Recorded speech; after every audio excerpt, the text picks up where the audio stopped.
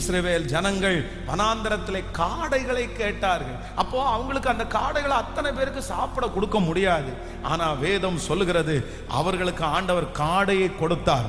இந்த பக்கம் 1 மைல் தூரம் நடந்தா ஃபுல்லா காடை, இந்த பக்கம் 1 மைல் தூரம் நடந்தா இங்கேயும் காடை. அப்படியே பறக்கிறது பாத்தீங்க அப்படின்னு சொன்னா அப்படியே 1 முழத்துல அப்படியே மேல பறக்குது.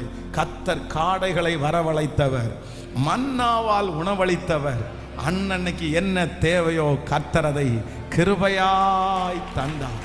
நான் நம்புகிறேன் உங்கள் தேவைகள் சந்திக்கப்படும், உங்கள் திருமண தேவைகள் சந்திக்கப்படும், அந்த வீட்டு தேவைகள் சந்திக்கப்படும், உங்களுடைய இருக்கிற பண நெருக்கங்கள் மாறும். கர்த்தர் வாக்கு கொடுக்கிறார். நான் கர்த்தர் செய்ய போறேன், கர்த்தர் செய்ய போறார். நான் நம்புறேன் ஆண்டவரேன்னு சொல்லுங்க, நான் விசுவாசிக்கிறேன் ஆண்டவரேன்னு சொல்லுங்க. இந்த வார்த்தை எனக்குரிய வார்த்தை தான் சொல்லுங்க, சொல்லுங்க சொல்லுங்க. யாரெல்லாம் மனசார சொல்றீங்களோ அவங்களுக்கு நடக்கும் என்று நான் நம்புகிறேன். அதை கர்த்தர் நடத்தி வைக்கிறதுக்கு வல்லவர். சொல்லுங்க சொல்லுங்க ஆமென்.